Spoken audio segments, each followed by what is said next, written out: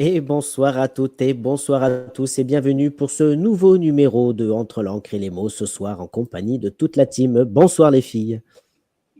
Bonsoir. Bonsoir, bonsoir à tous. Merci. Merci à vous toutes d'être avec nous ce soir. Alors, excusez-nous, on s'est fait un petit peu attendre. Et comme dit Sonia, on se fait attendre, on fait attendre les meilleurs.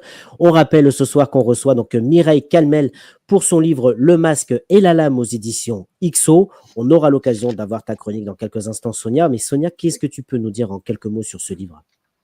Alors, un roman de KPDP passionnant, comme tous les livres de Mireille, en fait. On plonge dans l'histoire et il y a les intrigues. Et là, il est très chaud comme livre, je dois avouer. Eh ben, écoute, on t'écoutera dans quelques instants. Puis, bien entendu, on excuse encore une fois, mais suite à des petits soucis techniques, nous n'aurons pas d'extrait de Marie ce soir. Mais Mireille a accepté effectivement de nous lire un petit extrait tout à l'heure. Donc, vraiment, merci à elle. Et puis, on aura bien évidemment la question de l'invité. On aura aussi le portrait de Séraphine. Séraphine, qu'est-ce que tu peux nous dire en quelques mots sur Mireille?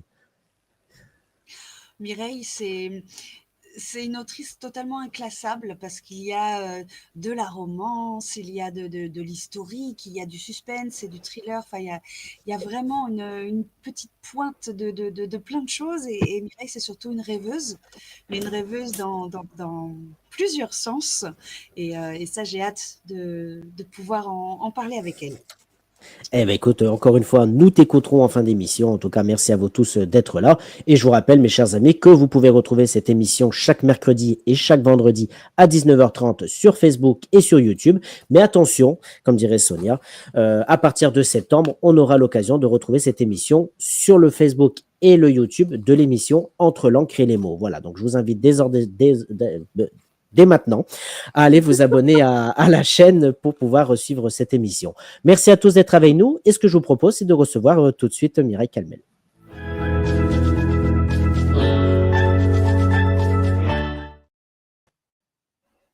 Et bonsoir Mireille. Et bonsoir.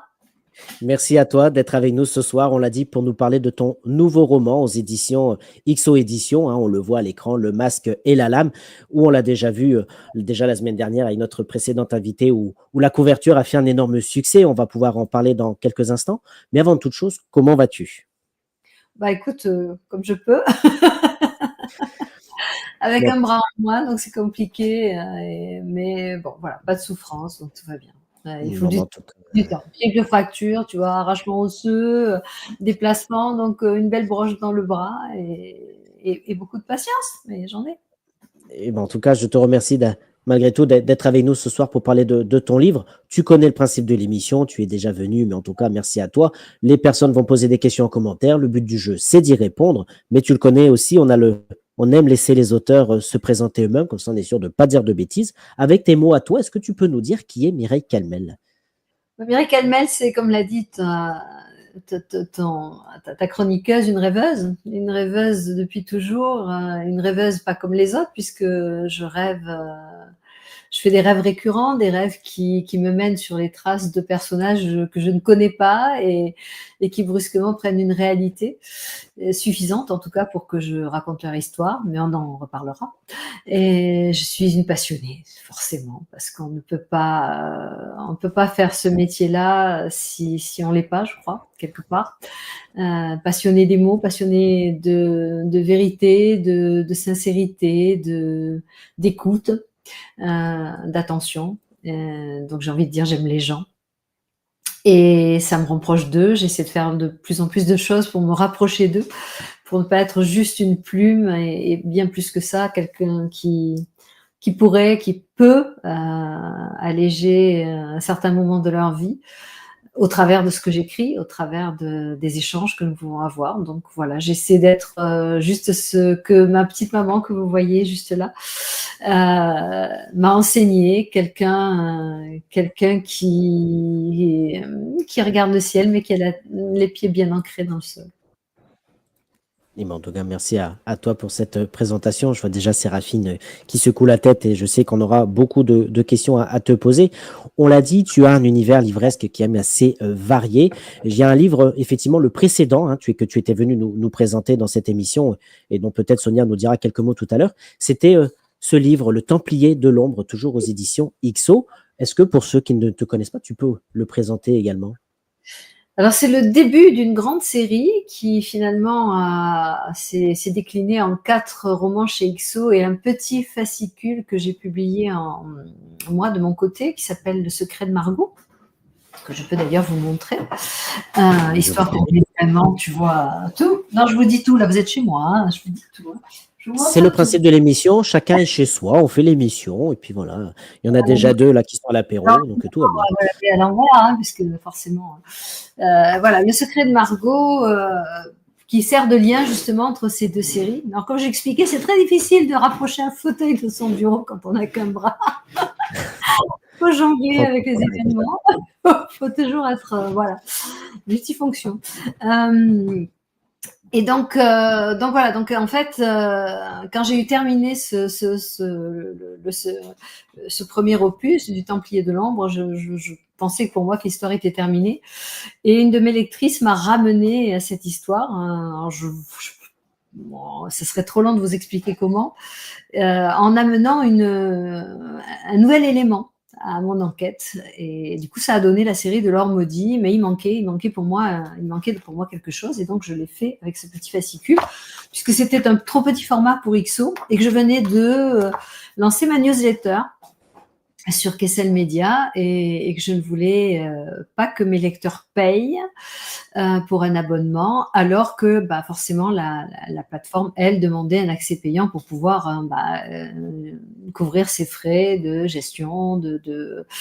Donc j'ai voulu qu'il y ait une contrepartie, et la contrepartie, c'est devenu ce petit livre pour l'année dernière, et il y en aura un autre, évidemment, dans le courant de l'année. Là, j'ai pris un peu de retard avec ce poignet, mais ça va bientôt arriver. Ça va bientôt arriver. Il y aura donc ce qui fait que l'abonnement ne coûte rien, puisque les gens reçoivent en cadeau le format papier des mini-romans que je leur confectionne tout au long de l'année et qu'ils reçoivent dans leur boîte aux lettres. Eh bien, merci beaucoup. On a vu passer les réseaux sociaux qui sont disponibles. On voit que tu es essentiellement disponible sur Facebook et Instagram. Donc, vraiment, merci à toi d'être avec nous. Je vois qu'il y a des questions qui arrivent. Une première question, comment avez-vous construit votre roman, nous demande Frédéric. Bonsoir Frédéric. Alors, on parle duquel? On parle desquels? Je crois que revenir tout à l'heure sur globalement. Je ne construis pas mes romans, je ne fais pas de plan, je ne tisse pas des petites toiles d'araignée comme certains de mes amis qui mettent des petits fils partout, vous savez, comme dans les scènes de crime, là, où on a des petits fils qui relient l'un à l'autre et tout ça. Non, je fais pas tout ça. Moi, je rêve, c'est ce que je disais, mon côté rêveur particulier. En fait, je suis une cartésienne qui vit avec des phénomènes dits paranormaux depuis toujours. Et alors ça s'applique comment? C'est ça, ce sont ces fameux rêves récurrents, que moi j'ai appelé des rêves récurrents. Je ne sais pas comment ça s'appelle en réalité, puisque dans la réalité, c'est un mystère pour moi. Mais ça a toujours la même forme, c'est-à-dire que c'est comme si j'étais dans une salle de cinéma, je vois se dérouler un film, mais je ressens toutes les émotions, je ressens éventuellement les douleurs physiques aussi, donc ça peut être très violent. Quand je me réveille, le rêve, évidemment, s'arrête, mais ça, c'est le principe d'un rêve classique, à la différence près que quand je me rendors, il reprend exactement au même endroit, comme si j'avais désenclenché la touche pause. Et puis que ça peut durer surtout des jours, des semaines, des mois parfois, jusqu'à ce que j'ai des noms, des dates, des lieux, et que là, je commence mes recherches. Et dans 90% des cas, je retrouve ces noms, ces dates, ces lieux, parfois dans des endroits totalement improbables, comme ça a été le cas pour la fille des Templiers, parce que je n'avais jamais mis les pieds à cet endroit-là. Il a fallu vraiment que je fouille, que j'aille à la rencontre des historiens locaux, comme ça a été le cas aussi pour le Templier de l'Ombre, comme ça a été le cas pour l'Or maudit, et comme ça a été le cas aussi pour cette demoiselle qui apparaît, alors pas Aliénor, enfin si Aliénor, mais alors Aliénor c'est encore plus loin, mais dans Le Masque et la Lame, donc cette belle héroïne dont j'ignorais tout et surtout qu'elle avait mis Casanova en prison. Bon, je l'ai découvert avec mes recherches après. Donc voilà, c'était... j'ai à peu près, quand les rêves enfin, je veux dire, quand le film s'arrête, on va dire, j'ai à peu près l'équivalent de 50-60 pages, donc ça va pas très loin. Après, je fais toutes ces recherches pour vérifier Et une fois que j'ai retrouvé les événements au travers d'archives, alors que ce soit les archives départementales, que ce soit les archives locales, que ce soit les historiens locaux, que ce soit parfois des gens aussi, parce que je lance des appels parfois à ma communauté pour dire voilà, je travaille sur tel et tel sujet, est-ce que vous avez entendu parler de telle ou telle personne ou... Donc tout ça, ça génère parfois des réponses, des fois pas, puis des historiens, enfin plein de personnes qui sont autour de moi, qui gravitent un peu autour de moi maintenant depuis 25 ans. Et à partir de là, je laisse venir l'écriture. Une fois que j'ai tout ciblé, tout cerné, ça vient, ça coule tout seul. Et je ne sais jamais ce que je vais écrire le lendemain. Jamais. Et c'est peut-être ça qui est, j'ai envie de dire, magique, c'est que ça m'émerveille toujours autant de terminer un chapitre ou de ne pas savoir ce qui va se passer derrière. Et puis d'être aussi impatiente, du coup, de le découvrir. Tu es aussi impatiente que nous, quoi. Voilà. Tu as partiellement répondu, mais il y a une question intéressante de Laura qui est avec nous. Bonsoir, qui nous dit dans vos romans en général, y a-t-il une grande partie de recherche historique ou est-ce que tes histoires sont plutôt fictives et romancées? Évidemment, il y a des zones d'ombre. Et ces zones d'ombre, c'est mon imaginaire qui prend le relais en s'appuyant sur tous les événements les plus plausibles ou les choses les plus plausibles dans le contexte que j'ai découvert de manière historique, celui-là. Mais oui, il y a une très, très, très grosse part de recherche historique. C'est quasiment là, j'ai envie de dire presque la majeure partie de mon travail. Parce que j'ai toujours une très grande facilité d'écriture. L'écriture d'un livre, ça me prend 2 mois. Hein. C'est pas, voilà, c'est pas très long en soi. Parce que ça coule. Quand je peux faire, vous savez, j'écris entre 15 et 20 pages par jour. Donc c'est pas mon premier jet. Hein. Alors après, je vous rassure, il y a du travail derrière. Parce que forcément, il y a le premier jet et il y a tout le travail éditorial que l'on fait derrière pour... c'est comme si quand on extrait, vous savez, une pierre quelque part, il faut la tailler, il faut la façonner pour pouvoir en faire un bijou. Là, c'est pareil, on essaie de s'approcher le plus possible de la perfection, entre guillemets, puisque chez XO, la barre est très haute. Mais par contre, c'est pas, voilà, le plus long et le plus compliqué, c'est de réunir toutes les informations parce que je ne veux pas déformer la réalité si cette réalité existe. Je m'en accommode, j'essaie de chercher de trouver le plus de sources possibles pour me rapprocher du caractère aussi des personnages, quand ce sont des personnages connus. On l'a vu alors vous le verrez dans l'Or maudit, qui est la suite donc du Templier de l'ombre. Dans l'Or maudit, on a le personnage de Guillaume de Nogaret, et Guillaume de Nogaret est un personnage réel qui a été à l'origine de l'arrestation des Templiers. Donc c'est vraiment un personnage sur lequel on ne peut pas broder, à moins d'avoir des choses très très solides pour l'habiller, quoi. Et ça, donc c'était très important pour moi de tout vérifier avant. Donc je vous dis en moyenne, un travail sur un livre pour moi c'est 6 mois, et sur ces 6 mois, je vous dis qu'il y a 2 mois d'écriture, vous imaginez le reste. Voilà. Et bien sûr, et justement, question intéressante de Laurent. Bonsoir Laurent, qui nous dit quel lieu fréquentez-vous justement pour vos recherches? C'est très variable, je vais sur place. Alors bien sûr que quand il y a McDo à la place d'un château, ça n'apporte rien, vous vous en doutez. Mais le plus possible, je me rends sur site et je rencontre. Et sur site, il y a toujours des historiens locaux qui en savent beaucoup plus parce qu'ils ont eu accès, parce que ce sont des passionnés, parce qu'ils ont vraiment envie de fouiller. Et voilà. Et là, évidemment, pour le Masque et la Lame, je suis retournée à Venise pour la 4e fois. C'est une ville que j'adore. Et je devais absolument vérifier une intuition à propos d'une crypte. Parce que, évidemment, on part du principe que, non, c'est pas possible, il peut pas y avoir de crypte à Venise. Techniquement, c'est une ville construite sur des alluvions, sur des pieux. Comment est-ce qu'on pourrait avoir une crypte? Il y en a une. Voilà, donc je l'ai trouvée. J'ai vérifié le lieu et je voulais être certaine qu'on pouvait sortir de cette crypte par le chemin que je voyais. Et donc, je suis rentrée dans cette crypte.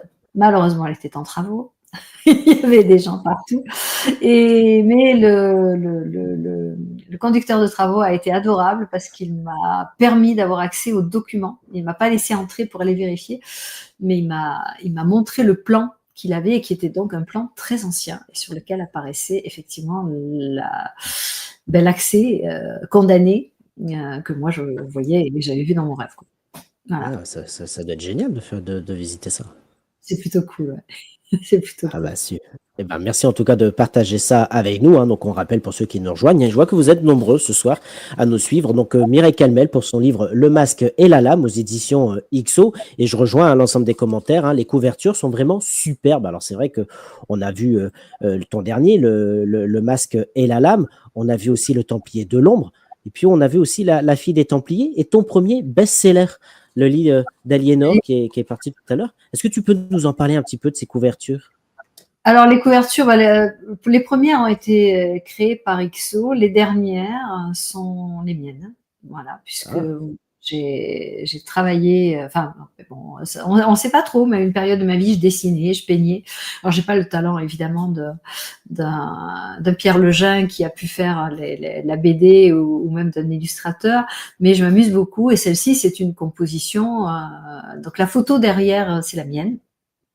C'est une photo que j'ai prise moi de Venise il y a quelques années de cela.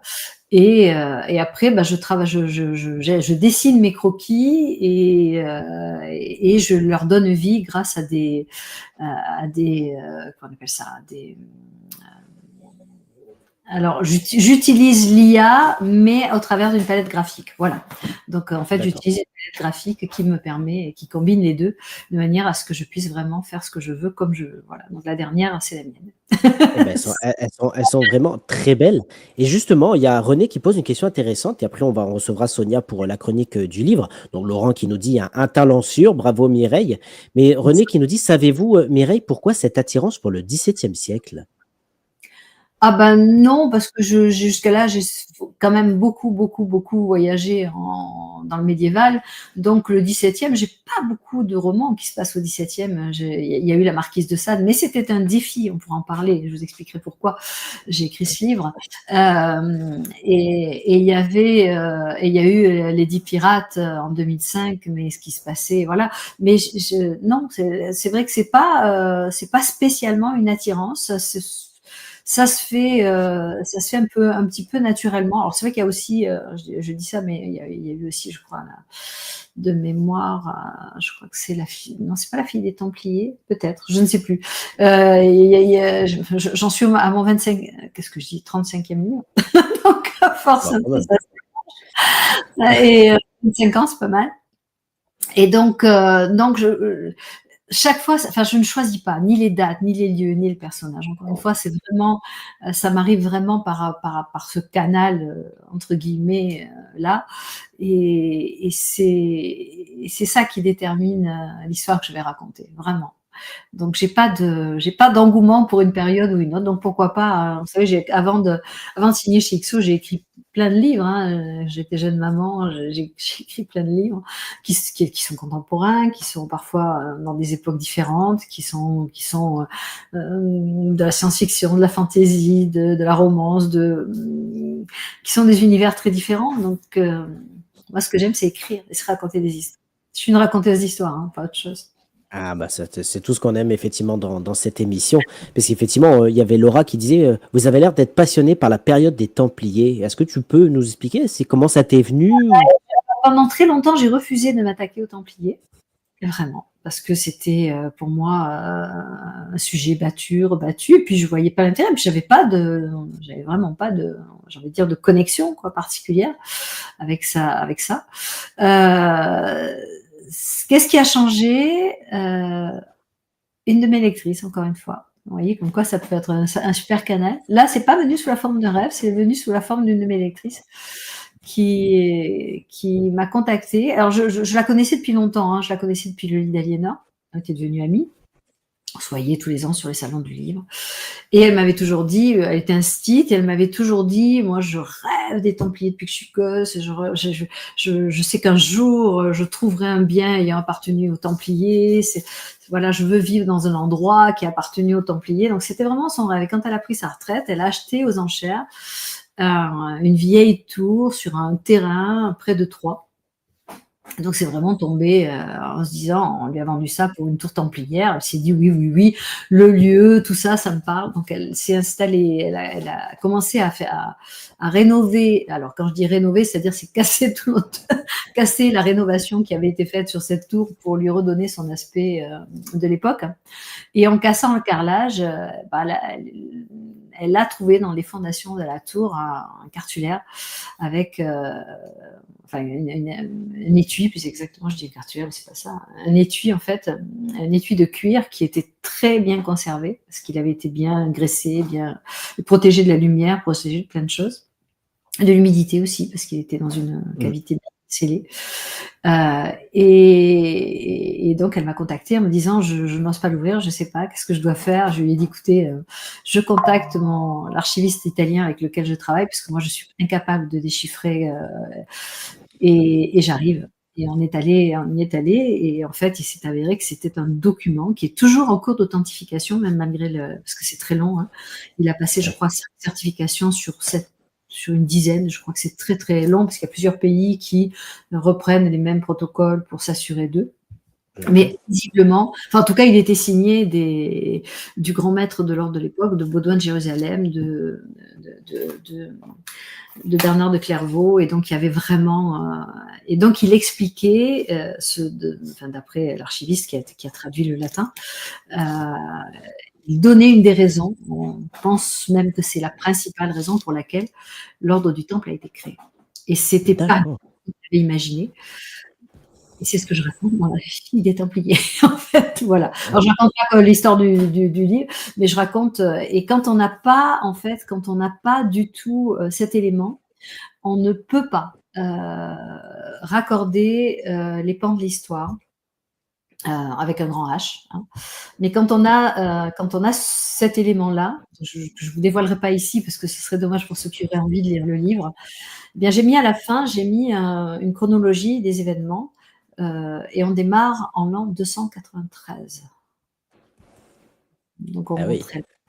Et à partir de là, vous voyez que tout s'enchaîne avec une autre vision. Si on a la vision de cette décision-là des Templiers, si on a cette vérité entre guillemets, parce qu'elle est un peu, moi j'ai eu du mal à la croire, mais si on accepte ça, tout le reste en découle. Les décisions qu'ont prises les Templiers, certaines nominations à des postes particuliers de l'histoire. Enfin voilà, donc tout ça a pris du sens. J'ai voulu moi que ça reste un roman, en me disant je ne détiens aucune vérité, je suis juste, comme je vous l'ai dit, une raconteuse d'histoire. On ne sait pas si ce document au final sera avéré ou pas. En tous les cas, il éclaire vraiment énormément de choses. Quand on en tient compte. Et j'ai voulu vraiment que tout le monde puisse avoir accès du coup à ce déroulé derrière. Voilà. Eh ben vraiment, merci. C'est un défi, mais ça reste un vrai roman. Un roman. Bien sûr, et puis ce sont des livres qu'on peut découvrir. Hein. Quand on le rappelle, tu es disponible sur Facebook et Instagram, et qu'on peut aussi retrouver les livres sur le site de XO Édition, www.xoedition.com. On peut en lire des pages. Pour ceux qui ne me connaissent pas, vous pouvez avoir accès au premier chapitre, je crois, sur le site XO. Et puis après, évidemment, ils sont disponibles partout. Ils sont disponibles chez Pocket. Ils sont disponibles certains maintenant commencent à être disponibles sur Lizzy, en livre audio. Ils sont disponibles aussi en livre numérique. Donc voilà, tout est possible. Tout est possible en tout cas. Merci beaucoup.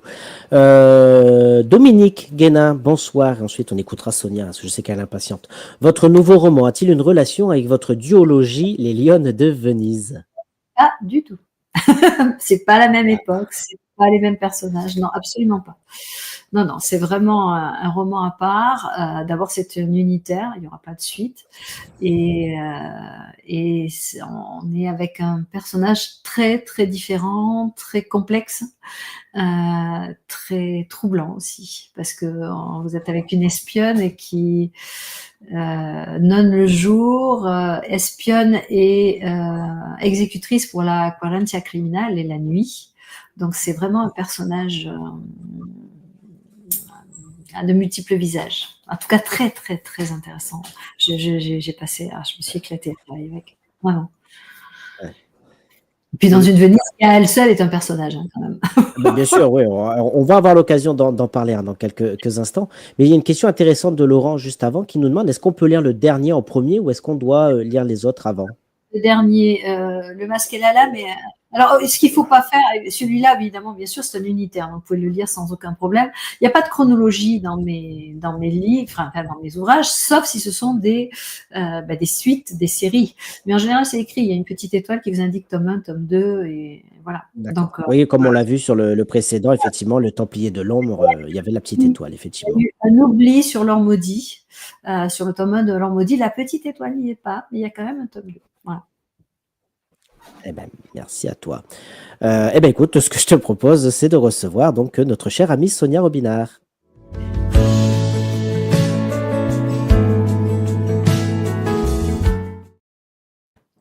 Bonsoir.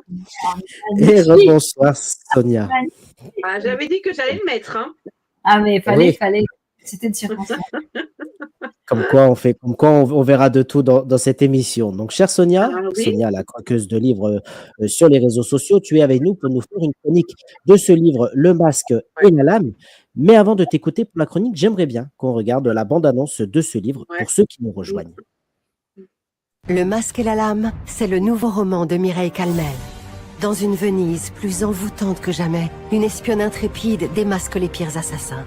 Mais à son tour, elle se retrouve plongée dans un terrible complot. Dans ce roman fascinant, la vérité se joue des masques et des pièges. Le Masque et la Lame de Mireille Calmel, un livre XO. Le Masque et la Lame, un livre de Mireille Calmel chez XO. Chère Sonia, nous t'écoutons pour la chronique en italien par contre. Hein. Oui, bah, ça va être compliqué, je pense. Fan de pirates, de cap et d'épée, de Venise et de son carnaval, ce roman est fait pour vous.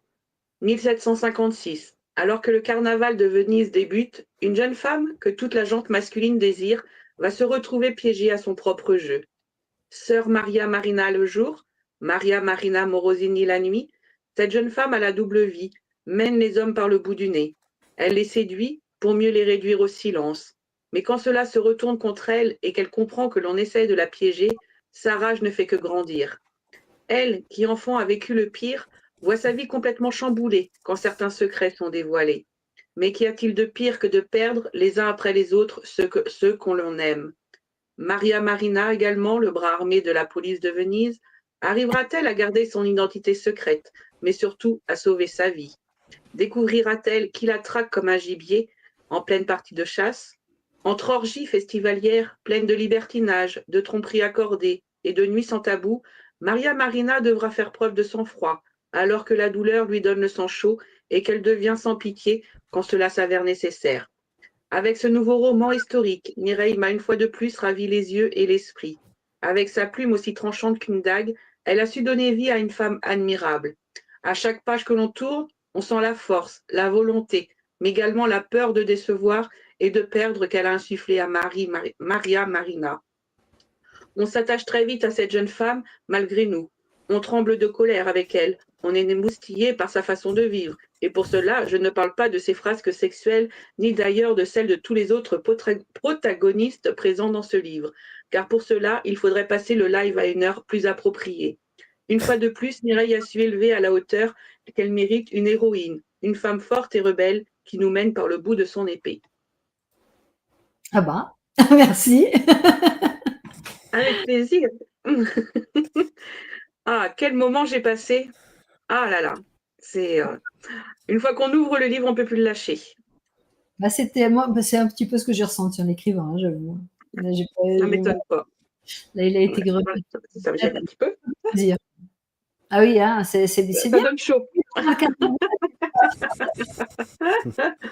Ah, mais on plonge dedans, mais dès le début, et c'est vrai qu'on se demande où vous allez nous emmener, et voilà, quoi. La fin, on s'y attend pas non plus. Hein. Voilà, c'est ce que j'ai dit. Moi non plus, je ne m'attendais pas du tout à cette fin-là. Voilà. Et je ne l'avais pas anticipé non plus, puisque, comme j'ai expliqué tout à l'heure, je ne fais pas de plan. Donc, voilà, j'ai été autant surprise que vous tous. Et ça, c'est bien. Voilà. C'est Oui, magique. et c'est ce que je marquais en commentaire. En fait, j'espère que vous souffrez pas d'insomnie quand même, parce que c'est un petit peu dommage sinon. Alors, oui et non, parce que il y a des moments où c'est très violent. Ouais. Donc quand ça me réveille parce que voilà, parce que la douleur est là. Je me souviens d'un roman que j'ai écrit qui s'appelait D'écume et de sang, qui raconte l'histoire de Jeanne de Belleville. Jeanne de Belleville, première, qui était comtesse de Clisson et qui a vu l'homme qu'elle aimait par-dessus tout assassiné par le roi de France, et qui du jour au lendemain décide de devenir la pire ennemie du roi. On est au tout début de la guerre de Cent Ans, on est en Vendée, enfin c'est pas maintenant en Vendée, hein, à l'époque c'était pas encore la Vendée, et on se retrouve avec une femme qui est devenue pirate et qui a fait les pires exactions pour venger l'honneur de son mari. Et on était en plein confinement, quand d'un coup, je me suis réveillée avec une douleur dans la poitrine, persuadée que j'étais en train de faire une crise cardiaque tellement c'était violent. Donc je me suis levée, j'ai dit non mais qu'est-ce qui se passe? J'arrivais plus à respirer, j'étais vraiment très mal, j'étais à la limite de secouer mon mari, de lui dire amène-moi à l'hôpital parce que je suis en train de mourir. Bon, c'est passé, au bout d'un petit moment c'est passé. J'avais des images qui me hantaient, j'avais l'impression qu'on lisait quelque chose, comme si on, vous savez, comme si quelqu'un était en train de lire une lettre à voix haute. J'entendais la voix et la violence, mais c'était d'une violence vraiment absolue, quoi, comme un poignard dans le ventre. Je me suis recouchée, je me suis rendormie et ça m'a réveillée la douleur, de nouveau. Et je ne savais pas qui c'était, comment. Et à un moment donné, le mot Clisson est arrivé et j'ai dit Clisson, Jeanne de Belleville. J'ai déjà fait ça, j'ai déjà entendu ça quelque part. Et j'avais écrit c'était quoi, ça devait être en 2004, 2005, je sais pas, dans ces années-là, donc c'est presque 20 ans avant. J'avais écrit un mini-roman pour le magazine Prima, je crois.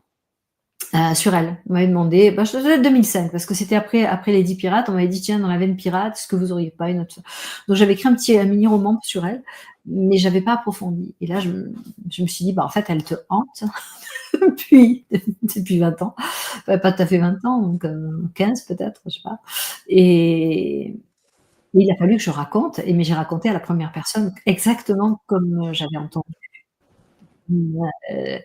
Et il y a des scènes où je me suis retrouvée à pleurer devant mon clavier, à avoir les mains crispées, là, en me disant: «Mais non, je ne peux pas écrire ça, c'est pas possible. Je suis une mère, je ne peux pas écrire une chose pareille, c'est impossible».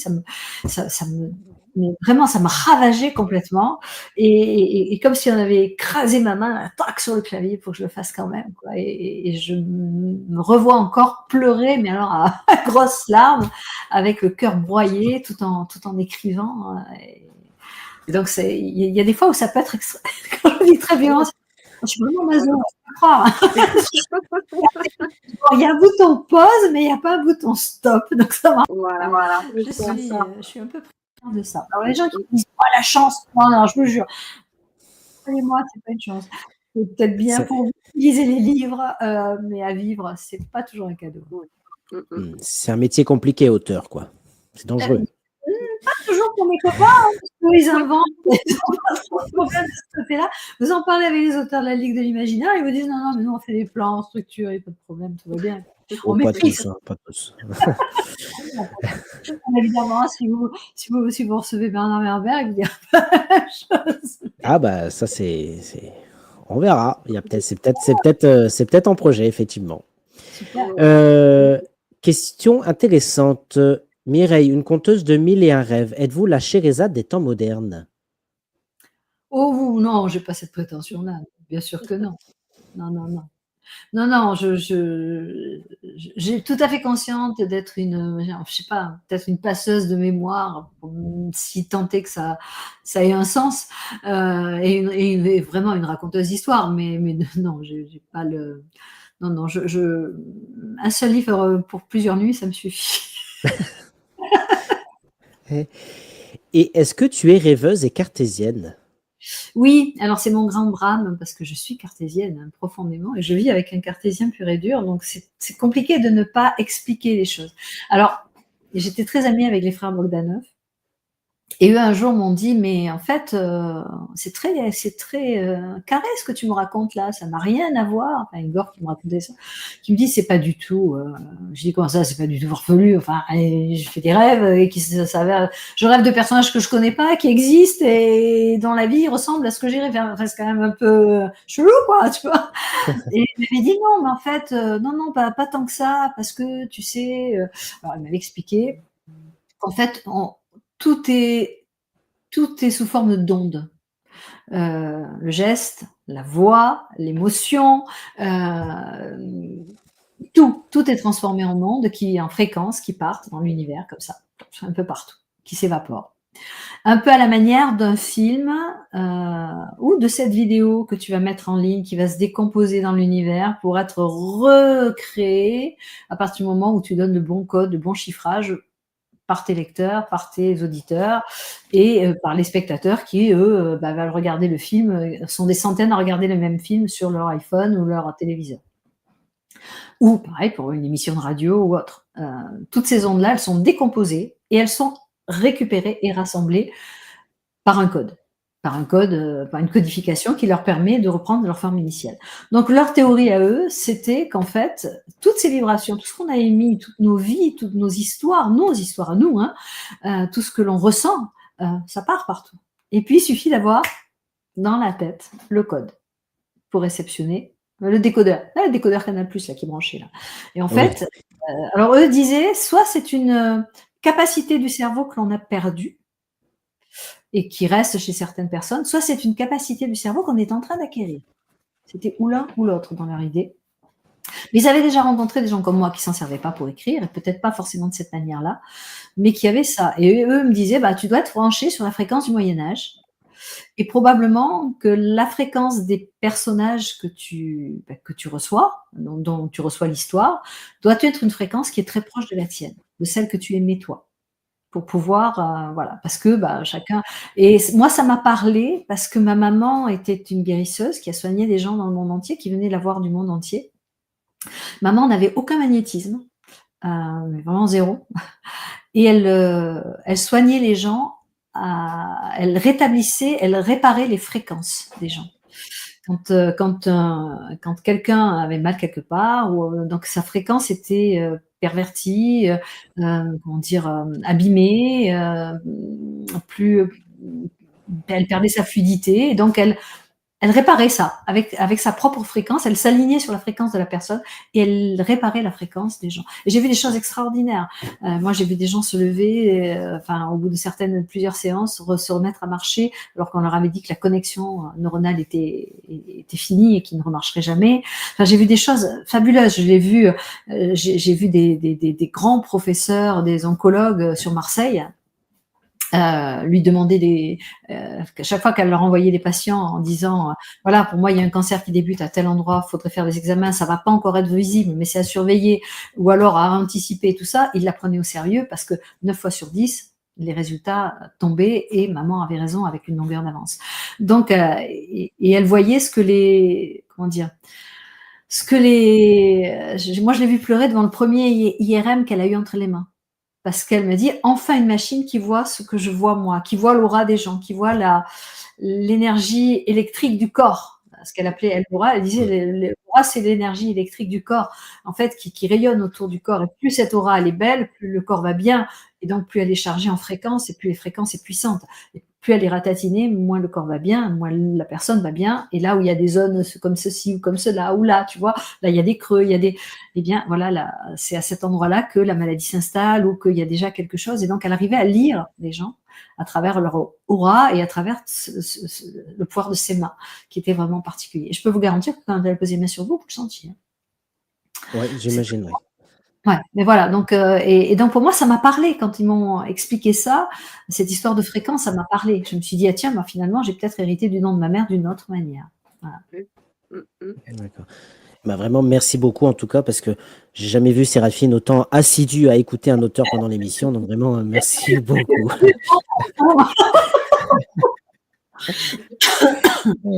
Donc on rappelle pour les personnes qui arrivent que tu es avec nous pour nous parler de ce livre Le Masque et la Lame aux éditions XO. Donc encore une fois merci Sonia pour ta chronique.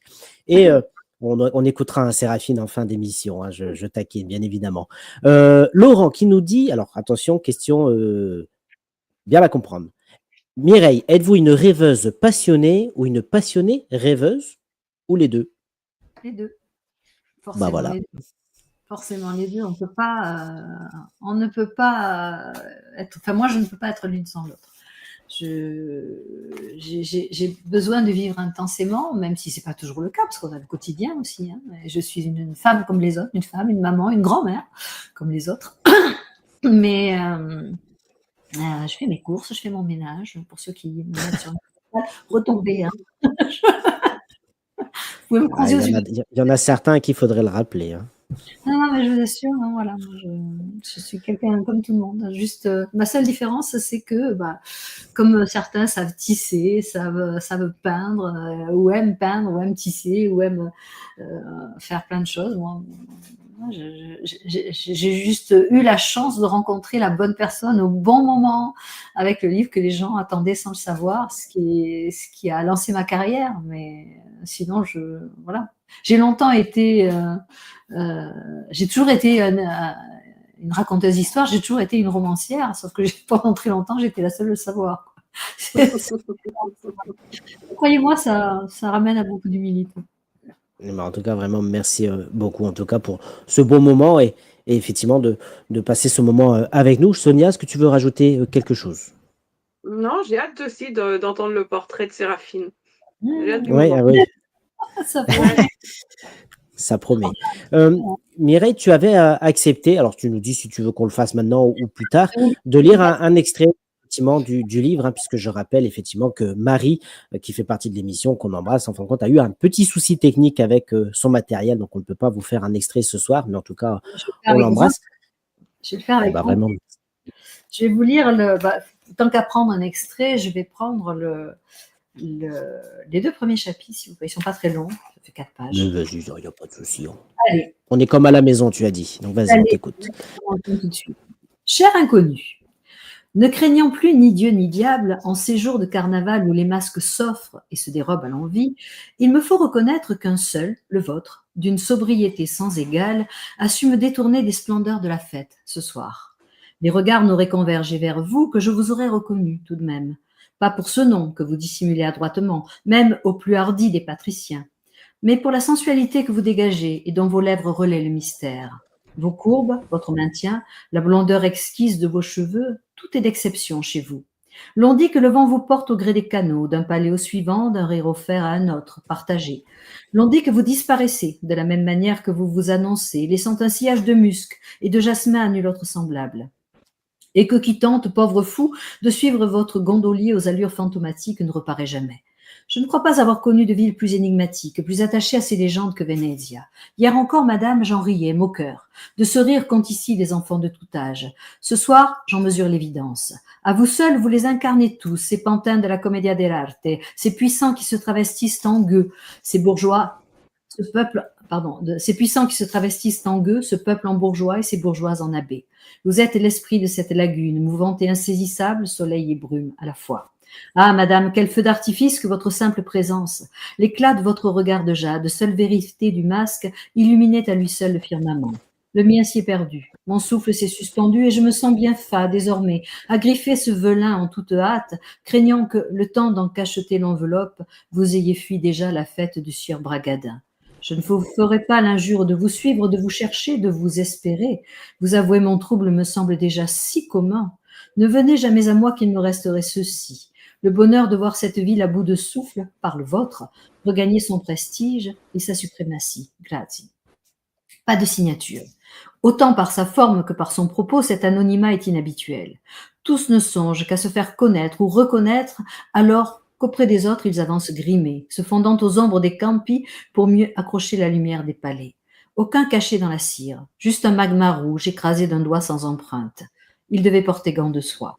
Est-ce lui qui en personne a remis ce billet à mon gondolier alors que je me glissais sous le fels, ou un valet de Bragadin? Impossible de le savoir. Arrogant serait celui qui prétendrait distinguer l'un de l'autre durant cette période. Quel qu'il soit, il est habile. Au lieu de m'émaubir de serments et de langueurs, il pique ma curiosité et retourne à sa faveur mes propres manières. Le sourire qu'il m'arrache me paie cette nuit davantage que la solde de la Quarenza Criminale. Sommes-nous suivis? Pas plus que d'ordinaire, me répond Luigi en plongeant sa batte dans les eaux noires, troublées régulièrement par la lueur des lanternes qui s'y reflètent. Elles sont nombreuses, comme chaque soir, accrochées aux ponts sous lesquels nous glissons silencieusement, ou aux façades des maisons aux racines de vases que nous longeons. Luigi est un Vénitien pure souche, aussi discret qu'une tombe quand il s'agit de moi, aussi volubile qu'une abeille, lorsque le jour révèle dans sa face brunie par le soleil l'azur de ses yeux. Nul à le voir ne peut le reconnaître. Imaginez qu'il est ce fantôme que mes soupirs entraquent dans l'espoir de m'identifier enfin. J'ai en lui une confiance absolue. Est-il parmi eux? Oui, Contessa. Je l'ai vu sauter dans sa gondole au moment où je détachais la mienne. C'est Antonio Calapelli, un parvenu. Son jeu préféré est de suspendre un enfançon par les pieds au-dessus des braises et de le rôtir comme un vulgaire oiselé tandis qu'il jouit d'un autre. Il m'a fallu 6 mois de traque avant de l'identifier et de vérifier les preuves de sa culpabilité. Il ne finira pas au plomb. Il s'en trouverait toujours un pour l'en faire sortir. Ces ignobles ont des relations, parfois même au sein du Grand Conseil. Je ne permettrai pas qu'il tue encore, qu'il continue de promener le diable dans ses bourses. Laisse-les nous poursuivre un peu, lui en particulier, puis fais-nous disparaître. Je me fonds au velours du siège, semblable à celui de la nuit. Calapelli se rapproche, je le devine. Il rame vite, trop vite.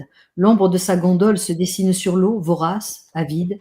Encore quelques mètres, et il me tiendra dans sa ligne de mire. Mais moi, je l'attends déjà. Des brumes évanescentes frôlent mes narines. Combien sont-ils à me voir courtiser? Combien sont-ils à avoir goûté le plaisir sur ma peau? À combien l'ai-je arraché dans cette ville où jouir est un dogme? J'aime jouir. J'aime ce frémissement de tout mon être tendu vers l'essence du plaisir. J'aime mettre ces chiens à genoux, respirer leur sueur, leur frénésie sexuelle. J'aime leur refuser clémence autant que la leur accorder. Je prends, je donne, mais jamais je ne me livre. Je ne dévoile mon visage ou mes cicatrices. Car c'est ma raison d'être, celle de la Quarenza Criminale qui m'a recruté. Celui qui contemple ma vérité ne verra pas le jour se lever.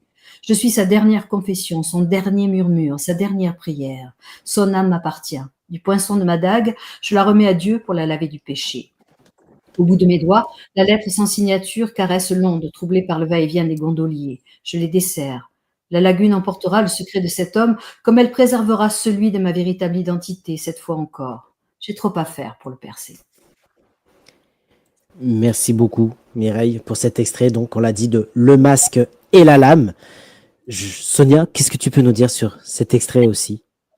C'est encore mieux quand c'est Mireille qui le lit, en fait. J'ai adoré le lire, mais là, je l'aurais écouté tout le... Non, je pensais que ça allait continuer encore. Ben voilà, on va pas te dire. C'est vraiment le tout début du livre. Mais c'est bien. J'ai choisi aussi le début parce que cette lettre a une importance. Vraiment, on ne le dira pas laquelle. Mais Ouais. voilà, bien, d'accord avec moi, Sonia. Tout à fait. Bon, en tout cas, tu as donné envie, puisqu'il y a Laurent qui nous dit effectivement qu'il veut partir pour Venise demain, tu vois. Donc, effectivement. Génial. Ben justement, quand tu parles de Venise, on va écouter dans quelques. Pardon, excuse-moi, il y a eu une coupure. La crypte. Ah bah oui, bien ça, c'est évidemment. Donc on rappelle qu'on peut te retrouver sur les réseaux sociaux. Ils sont où? Excusez-moi, il y a tellement de trucs qui sont là. Voilà. Sur Facebook et Instagram, Mireille Calmel officiel est sur Instagram. Eux aussi, on peut. Oui. Surtout parce que vous savez, le problème des réseaux sociaux, ce sont les algorithmes qui font que quand je publie quelque chose, il y a peu de gens qui les voient et c'est reste très compliqué. Donc depuis l'année dernière, depuis presque un peu plus d'1 an et demi maintenant, je collabore avec une plateforme de diffusion d'écrit qui s'appelle Kessel Media et vous pouvez sur Kessel Media vous abonner à ma newsletter, ce qui vous permet d'avoir accès à plein de choses, à la fois mon actualité, à la fois tout ce que je pourrais publier sur Facebook, d'accord, mais en plus il y a les coulisses. Là, quand j'ai plein d'infos sur le masque et la lame que j'ai récupéré à Venise, on m'a ouvert des portes d'endroits dans lesquels vous ne pourrez jamais entrer. Donc tout ça, j'ai fait des articles avec tout ça qui sont en lecture sur l'espace. Il y a déjà plus de 180 ou 190 articles sur le site. Donc, et ça, vous le recevez dans votre boîte mail si vous vous abonnez. Et donc, il y a 2 formes d'abonnement. La formule gratuite qui est gratuite. Donc, tous les mardis, vous avez un article sur plein de choses. Et en plus, le jeudi, donc pour la formule payante qui est à 25 € imposée un peu par Kessel, vous avez plus exactement un chapitre d'un mini-roman inédit. Vous avez un groupe WhatsApp sur lequel on peut échanger et on échange, et ce groupe est devenu extraordinaire en quelques semaines, en quelques mois, avec une capacité d'entraide, d'écoute, de bienveillance, vraiment autour de mes valeurs, et il s'est mis en place des choses que je n'imaginais même pas. Ça va largement au-delà de ce que je voulais.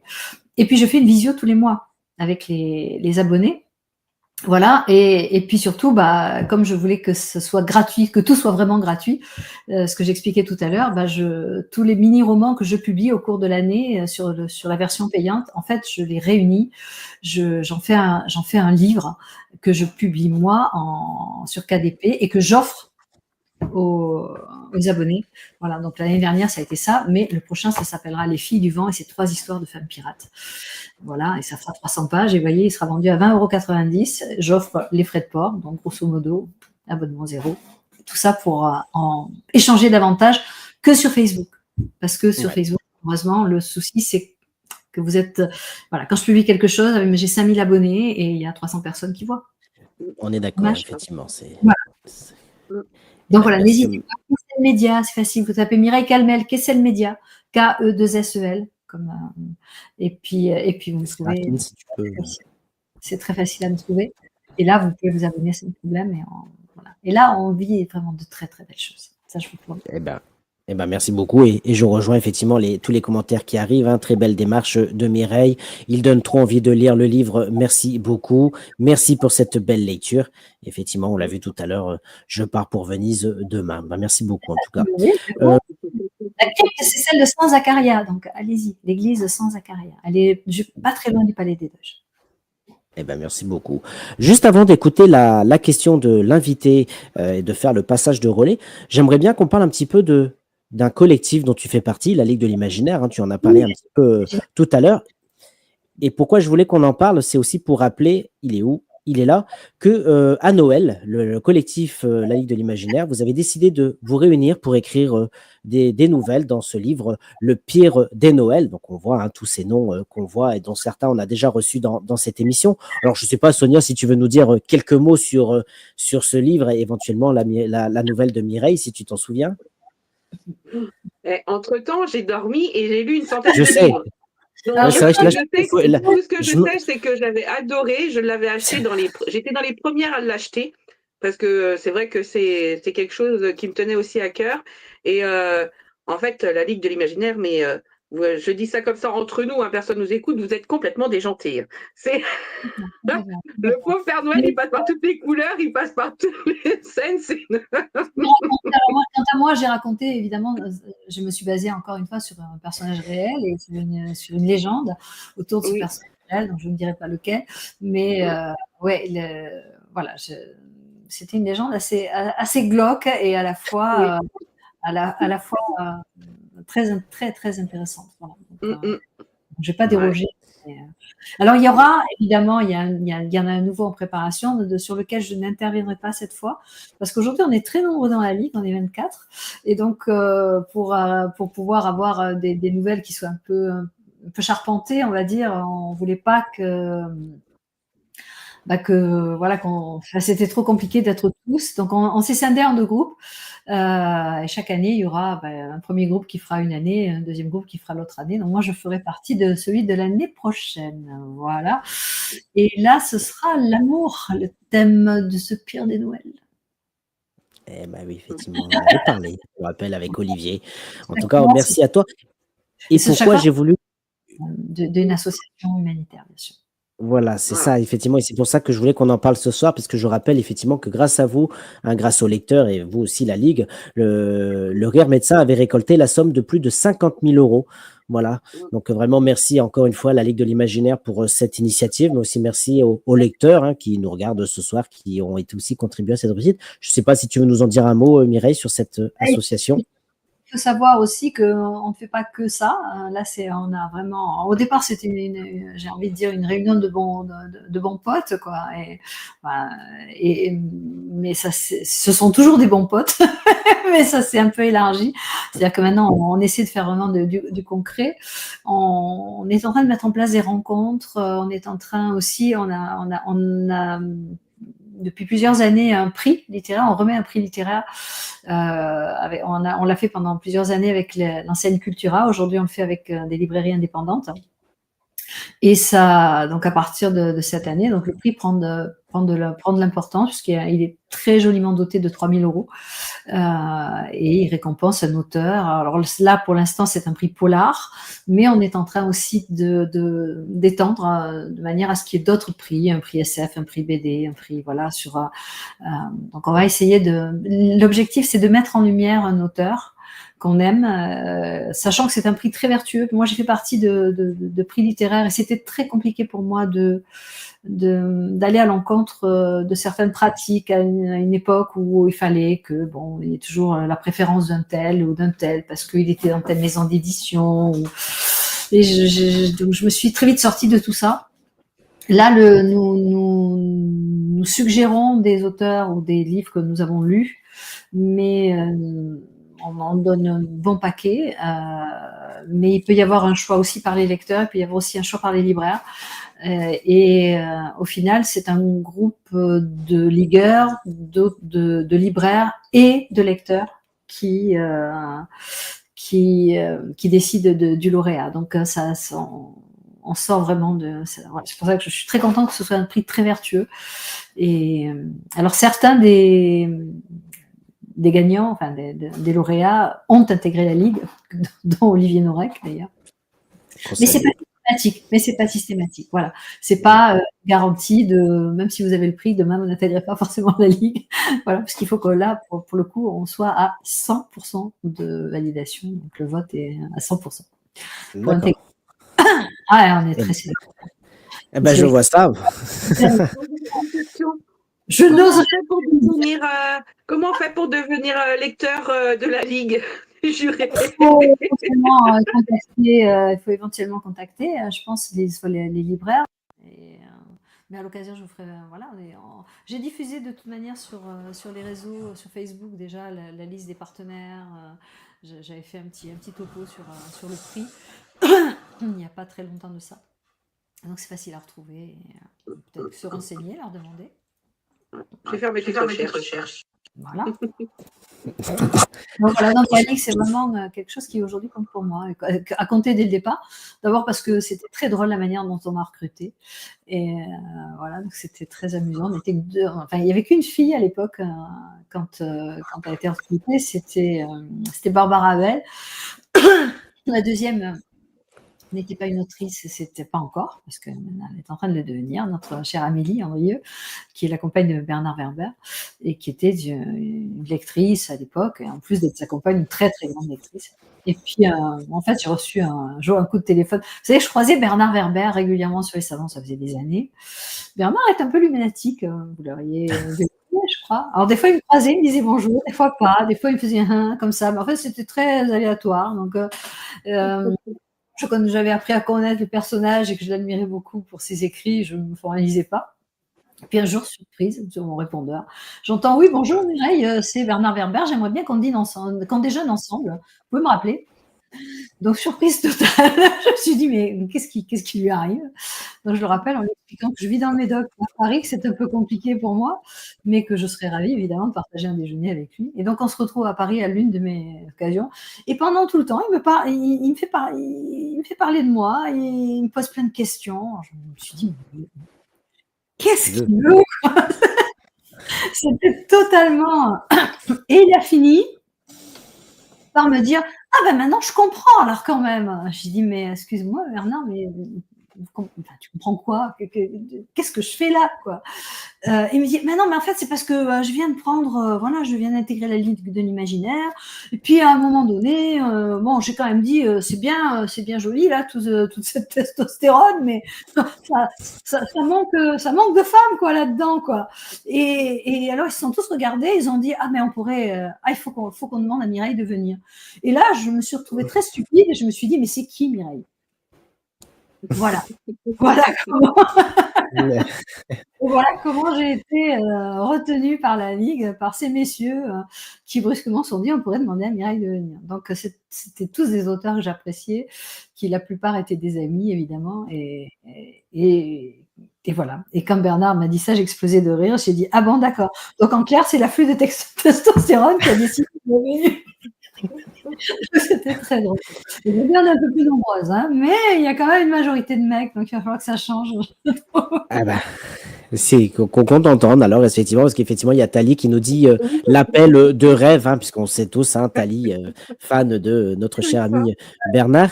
Laurent qui nous dit Mireille, auteure brillante le jour, rêveuse passionnée la nuit, Mireille est une étoile. Oh, merci. Ah là là. Vraiment, merci beaucoup à tous. Donc, encore une fois, merci à toi, Mireille. Donc, on le rappelle, un membre de la Ligue de l'Imaginaire, mais avec nous ce soir pour parler de ce nouveau livre, Le Masque et la Lame, aux éditions XO. Ce que je te propose maintenant, sauf si Sonia veut rajouter quelque chose sur tout ce qui a été dit, non, c'est de lancer le jingle et d'écouter la question de l'invité précédent. Bien sûr, avec plaisir.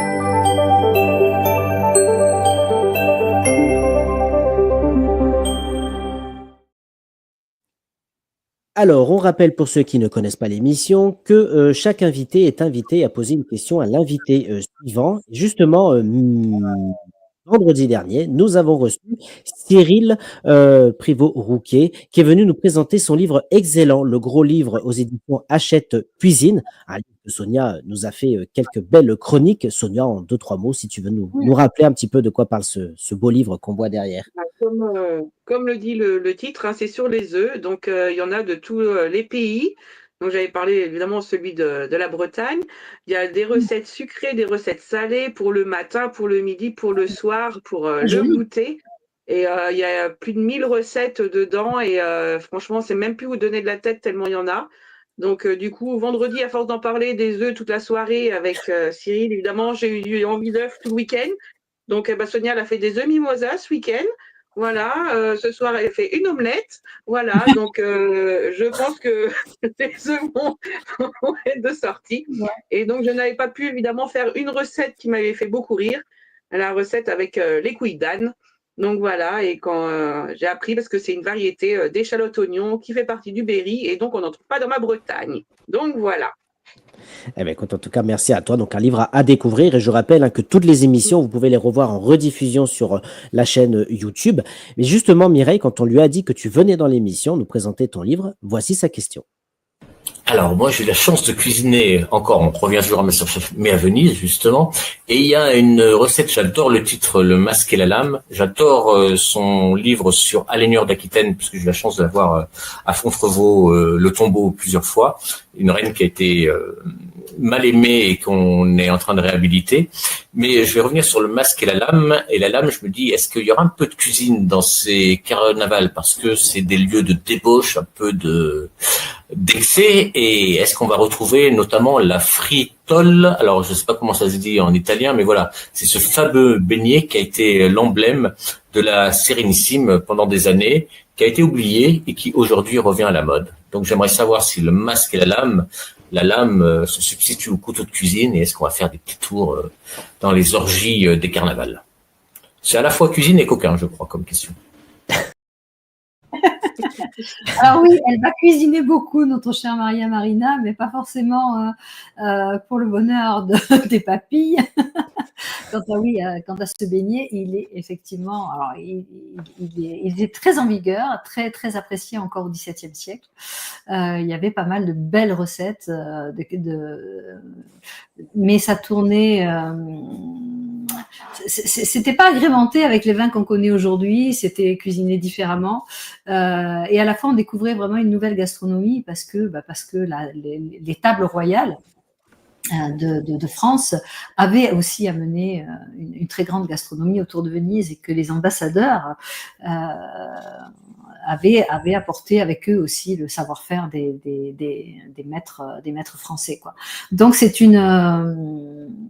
je ne donne pas vraiment de recettes, de mémoire, je ne donne pas vraiment de recettes, mais par contre, oui, on mange bien, on boit bien, on s'amuse bien, et c'est effectivement très coquin puisque le carnaval durait 6 mois, faut pas oublier, 6 mois à Venise, hein, à l'époque, et qu'on est dans une Venise sur le déclin, qui est, on est à 80, moins de 100 ans en tout cas de l'arrivée de Napoléon et donc de la fin de Venise. Donc c'est vraiment j'ai envie de dire une cité qui vit de son passé, qui vit de son, qui est en train de tirer ses dernières bordées, si je puis dire, et qui le vit dans l'excès, parce qu'elle sait qu'elle est en train de mourir et que le meilleur moyen de survivre, c'est de vivre, justement. Eh ben vraiment, merci beaucoup pour cette réponse à la question de Cyril Rouquet-Prévost, hein, avec qui on a passé un agréable moment. Merci à toi. Et justement, ce vendredi, ouais, mais j'ai du mal avec les mots aujourd'hui. Oui, donc ce vendredi, on recevra, Sonia, Marissa Rachel, qui viendra là aussi nous présenter un livre, La fille du poulpe. On voit la Oui. couverture à l'écran. Qu'est-ce que tu peux nous dire, Sonia, sur ce livre? Donc, elle a rejoint le collectif La Fille du Poulpe. Il y a plusieurs auteurs. Et donc, elle a donc, écrit, en fait, il trouve déjà les titres par rapport à des phrases connues, en fait. Et du coup, mais on reconnaît l'écriture de Marissa parce que j'ai l'occasion de la lire depuis maintenant un petit bout de temps. Et sa plume franche, alors elle est très directe, hein, elle cache pas les choses. Quand elle a envie de le dire, elle le dit. Et dans sa façon d'écrire, elle est exactement pareille aussi. Et j'ai été très surprise de la retrouver dans ce style de livre. Et franchement, c'est une réussite. Eh ben écoute, merci à toi. Donc effectivement, Mireille, quelle serait la question que tu as envie de poser à Marissa? J'en ai plein. J'en ai plein parce que c'est un personnage qui me touche beaucoup. C'est quelqu'un qui explore beaucoup de facettes et qui apporte beaucoup de choses aux gens dans des manières différentes. Moi, je la lis et je la lis depuis déjà pas mal d'années. Mais en fait, j'aurais envie de lui poser plein de questions. J'aurais envie de lui demander, je sais pas. Comment est-ce que tu arrives à prendre soin de toi pour pas te laisser engloutir par la noirceur que tu explores, parce que c'est quelque chose qui me touche. J'aurais envie de lui demander, je sais pas moi, qu'est-ce que aussi par rapport à la photo, qu'est-ce qu'elle aimerait offrir aux personnes qu'elle photographie, comment voilà, en fait, j'ai plein. Je crois que ma chère, c'est que j'aimerais bien qu'on se rencontre en fait. Donc voilà, peut-être celle-ci, mais après c'est vrai que dans l'état sans limite, l'état limite, dans J'ai tangué sur ma vie par exemple, j'aurais envie de dire lequel de tes livres qui est peut-être est celui qui reste le plus proche de toi aujourd'hui. Pourquoi? Parce qu'ils sont très différents et ils sont pas nourris des mêmes choses, et en même temps on retrouve la même essence, on retrouve la même envie d'aller vers les gens. Ouais, c'est un peu ce qui me ressemble. Voilà. Donc donc je brûle des questions en fait. À choisir, tu choisis. Eh ben, merci en tout cas pour cette série de questions, hein, qu'on lui diffusera donc ce vendredi, donc pour venir nous parler de ce livre, La fille du poulpe. Voilà, donc vraiment merci pour ce moment. Eh ben écoutez, je pense que je vois... Ah oui, je vois la question que vous pouvez poser. Quand peut-on se boire un café? Voilà, effectivement, nous dit Thalie. Donc en espérant, effectivement, suite à cette émission, vous pourrez vous rencontrer, effectivement. Yeah. Autrement, Mireille, elle n'a plus qu'à revenir vendredi. Puis dans les petits commentaires, elle me pose toutes les questions qu'elle a envie de lui poser. Pourquoi pas? Eh bien, effectivement, voilà, pourquoi pas. Ça vous rappelle effectivement que le principe de l'émission, c'est ça, hein, vous venez poser vos questions en direct, et les auteurs, le but du jeu pour eux, c'est d'y répondre. Et ce que je vous propose maintenant, ça va être à Mireille de répondre aux questions, même si elle le fait déjà depuis pratiquement 1h15. Mais maintenant, elle va répondre aux questions de Séraphine, qu'on propose d'accueillir tout de suite. Aïe, aïe, aïe. Je suis à mon 61e anniversaire. Allez, on la reçoit. Allez, jingle de Séraphine, elle l'aime bien.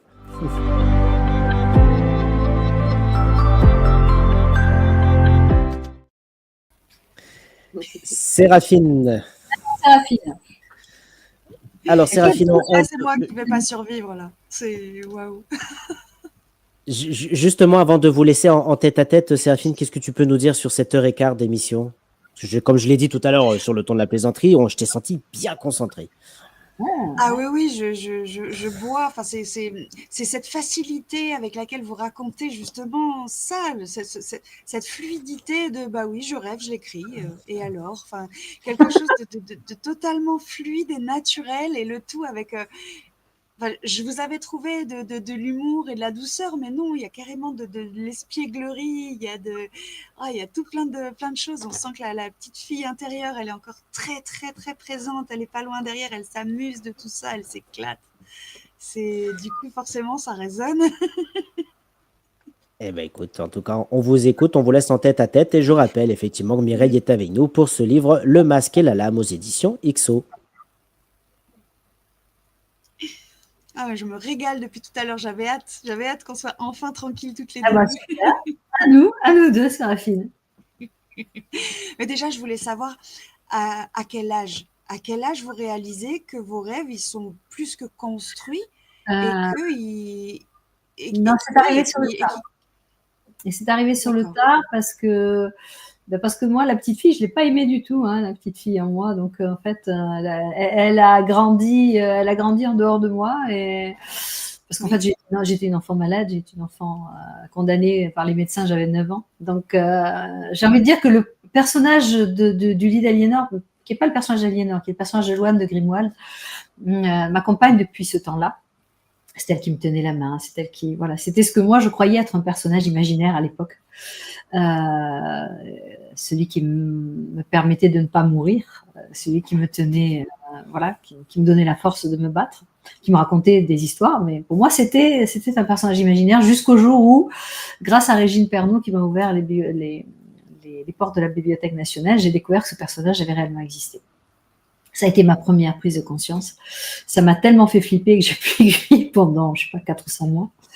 Ça a été très, très violent, parce que pour moi, tout ça, c'était le fruit de mon imaginaire. C'était pas une réalité. Et puis ça a pris vraiment du sens. Là, j'ai vraiment pris conscience que ça allait devenir, j'ai envie de dire, un problème. Joli problème, mais un problème. Je venais de terminer le lit d'Aliénor, il n'était pas encore sorti, et j'avais besoin d'écrire, et j'avais un rêve qui m'obsédait, et c'était l'image d'une jeune femme, donc époque médiévale, hein, qui se retrouve violée par le Seigneur, la fille d'un métayer qui se retrouve violée par le Seigneur le jour de ses noces. Son mari est pendu parce qu'elle a refusé de lui offrir son hymen, la première. C'était un droit que le Seigneur pouvait exiger, n'est-ce pas? Le droit de quitter. Avec le mari, tu couches avec moi d'abord, s'il te plaît. Voilà, donc elle a dit non, elle s'est échappée, elle s'est enfuie. Enfin bref, bon, ça a été assez horrible pour elle. Et donc son mari a été pendu, elle s'est réfugiée dans la forêt avec et là, je voyais une grotte et un loup dans cette grotte. Donc elle rampe, elle arrive à se cacher là-bas, et elle vit cachée. Et puis mon mari après me dit, bon, ce truc-là, ça t'obsède, c'est quand même pas sain, ce truc-là, d'avoir ces images-là dans la tête la nuit. On va prendre des vacances, ton livre n'est pas encore sorti, allez. Donc il m'emmène en vacances dans un endroit que je ne connaissais pas, parce que c'était l'Auvergne. Et lui, il y allait enfant. Et là, on se retrouve à passer par des chemins, et puis on s'approchait, et puis je disais, mais tu sais, c'est bizarre, parce que l'atmosphère, ça ressemble beaucoup à mon rêve quand même. Oui, mais bon, non, quand même. Non, on est en vacances, tu oublies ça. Et puis c'était de plus en plus fort, de plus en plus violent, jusqu'à un moment donné, je vois un écriteau indiqué Château de Volor. Je me dis, c'est marre, ce truc-là, quoi. Donc on arrive à l'hôtel, impossible de dormir. À 3h du matin, je le secoue, j'ai dit, écoute, tu ne pourrais pas y aller quand même. Dans le château, il me dit maintenant. J'ai oui, alors moi, mon mari cartésien pur et dur, et décidé à vraiment me remettre sur les rails, il m'emmène jusqu'au château de Volor, on se paume dans la pampa. On arrive devant ce château, les portes grandes ouvertes, un immense parc, les portes ouvertes, les portes du portail ouvertes. Donc on garde la voiture devant, on rentre à pied devant le château. s'illumine, la cour s'illumine, et il y avait une fenêtre d'éclairée dans le château, et derrière la fenêtre, il y avait un labrador qui avait les pattes posées comme ça, qui me regarde avancer, qui dit rien, qui me laisse faire le tour sans avertir personne. Et je sors de là, je dis à mon mari, je dis, écoute, ça a un lien avec mon rêve, ça a un lien avec mon histoire, mais c'est pas ce château-là. Il me dit, bon, j'ai compris, les vacances c'est foutu. Demain, on part à une découverte. Et donc, on finit par se tourner autour du château, dans la forêt avoisinante. Et je tombe effectivement sur les ruines du château que j'avais vu en rêve, et je sens l'endroit, et je vois la grotte, et je vois tout ça. Et je dis, c'est là que ça s'est passé.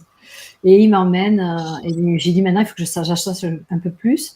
Donc, on reprend la voiture, et on tombe sur un petit hameau. Toc toc à la première porte, en me disant, écoutez, voilà, on s'est perdu avec mon mari, on a vu ça, est-ce que vous savez ce que c'est? Et la dame me dit, vous ne pourriez pas mieux tomber, mon frère c'est l'historien du village, il pourra tout vous raconter. Puis alors là, il y a une sacrée histoire, parce que alors, je vous dis pas, ça s'est passé au Moyen-Âge, c'est un seigneur taré, qui était alchimiste, et puis voilà, et puis il a violé la fille de son métayer, il l'a jetée au loup, sauf que les loups, c'était une femme loup, et puis il y a une légende, et puis il y a de l'or caché, puis. C'est comme ça. Waouh. C'est ce jour-là que j'ai vraiment pris conscience que ma vie n'allait pas être toute simple. Et celle de mon mari encore moins. Et celle de mon mari encore moins. C'est sûr. Donc, les réminiscences du passé, elles deviennent réelles à ce moment-là. Vous en prenez conscience et vous décidez du coup d'en faire une force plutôt que d'en avoir peur. Parce que voilà. Au départ, oui, la peur. C'est surtout que j'ai voulu démystifier. Donc, j'ai vraiment rencontré ce monsieur. Je me suis dit, non, c'est pas possible. Enfin, voilà, c'est la coïncidence.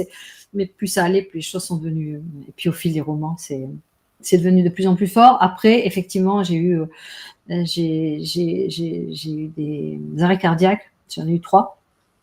Donc, je suis passée un peu de l'autre côté. Donc, j'ai vu la lumière bleue, le truc, machin. Et après, chaque fois, ça s'est amplifié. Mon côté cartésien me dit que bon, chimiquement, il s'est passé des trucs dans ma tête, et que ça a dû ouvrir d'autres canaux, ou peut-être mettre des influx électriques là où il n'y en avait pas, en tout cas augmenter le potentiel des fréquences. Ma mère, derrière moi, vous dirait, oui, bon, on se rassure comme on peut. Oui, mais ça me va bien comme explication, parce que justement, ça paraît très logique. Que ce soit génétique et énergétique, fréquentiel plutôt que magique ou ésotérique. Oui. Après, je me dis que on n'explique pas les choses aujourd'hui qu'on ne les expliquera pas dans 20, 30 ou 40 ans.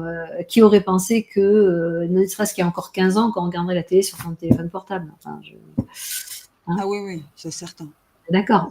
Ou même que l'IA aurait des choses comme nous. Hein. Voilà, on va pas rentrer dans le... Et du coup, quand vous visualisez, parce que vous êtes spectateur, ça fait comme un film, quand vous visualisez des scènes d'amour ou des scènes de meurtre, des scènes violentes ou dérangeantes, parce que finalement, vous êtes voyeuriste, quoi. Comment vous vous réveillez le matin quand vous réalisez que vous avez vu des choses horribles qui vous appartiennent pas? En général, ça me réveille. Quand c'est très violent, ça me réveille. Ça me réveille parce que je ressens vraiment la douleur physique ou morale. Et que ça m'est arrivé de me réveiller en pleurant, de me réveiller avec l'impression d'avoir une plaie, d'avoir un souffle coupé. Je disais raconter tout à l'heure à propos de Jeanne de Belleville. Oui. Voilà. Donc ça, en général, ça me réveille. Quand c'est très coquin, ma foi, j'ai mon mari à côté, tout va bien. On arrive à trouver des compensations. Là, ça le dérange beaucoup moins, du coup. Hein. Là, ça le dérange beaucoup moins. Oui, mais bon, voilà, c'est normal. Hein. Mais globalement, plaisanterie mise à part, oui, souvent ça me réveille parce que c'est pas des rêves comme les autres. En fait, je me rends compte chaque fois que je suis pas vraiment dans un sommeil profond, je suis dans un sommeil vraiment particulier. Mais ça doit être fatigant, ça doit être épuisant. C'est très fatigant. C'est très fatigant, donc j'aimerais bien de temps en temps que ça s'arrête, mais sitôt qu'un livre est fini, il y en a un autre qui arrive. Donc, Oui. Parce que du coup, c'est pas réparateur, c'est fou. Non, cela étant, je sais pas pourquoi ou comment j'ai la chance d'avoir une très belle énergie. Bon, après, je vis au milieu de la forêt, je vais marcher au bord de l'océan, voilà. Donc, j'ai aussi ce côté, je prends soin de moi, je fais de la méditation, je suis très ancrée nature, je vais me ressourcer, je fais des câlins aux arbres, aux chênes. Voilà, donc je prends de l'énergie ailleurs aussi. Je suis pas. Oui, vous avez appris du coup. Je sais en récupérer, oui, je sais en récupérer. Oui. D'autant plus que, comme je vous le disais, j'ai quand même 61 ans, enfin j'aurai 61 ans à la fin de l'année, et donc voilà, j'ai pas comme à 40 quand même, hein, c'est pas la même chose. Hein, oui, c'est ça. Bon, la retraite, du coup, c'est pas demain la veille, hein, parce que les rêves, ils ont pas la. J'ai pas l'impression qu'ils vont vous lâcher de sitôt. Je pense que je mourrai avec un stylo à la main. C'est ça. Mais de toute façon, dans mon métier, c'est une passion avant d'être un métier. C'est devenu un métier parce que du jour au lendemain, j'ai gagné ma vie avec. Mais c'est exactement la même chose qu'à l'époque où je gagnais pas ma vie et où j'écrivais. Ça fait partie de moi. Quand je dis que tant que j'écrirai, je ne mourrai pas, quelque part, c'est pas une phrase, c'est une réalité. Ça m'a sauvée à l'époque et ça continue à me sauver. Ça m'a sauvée en 2006 quand j'ai eu mon cancer aussi. Enfin voilà, il y a plein de choses qui font écho en moi, et l'écriture, c'est des gens qui vous disent moi j'ai besoin de mon café le matin, moi j'ai besoin, moi c'est ma cam, c'est le chocolat et l'écriture. Voilà. Je ne peux pas vous dire mieux. Chocolat et écriture, les deux. Et le thé vert aussi. Et un petit peu. Et inversement, quand vous êtes dans quelque chose de passionnant, quand vous êtes en dialogue avec un personnage, avec cette réminiscence du passé, maintenant vous le savez que c'est pas juste des personnages, ce sont des gens qui ont des choses à vous dire de façon à ce qu'elles soient transmises. Moi, je suis vraiment comme ça que je le vois. Comment vous faites pour pas dormir tout le temps? Quand vous vous réveillez, comment vous faites pour pas vous rendormir aussitôt parce que vous avez encore envie d'apprendre des choses? En fait, je me souviens de tout. J'oublie rien. J'oublie rien. C'est les émotions, tout est là. Puis je vous dis, ça représente 50, 60 pages, pas plus. Après, ça vient au fur et à mesure. Oui.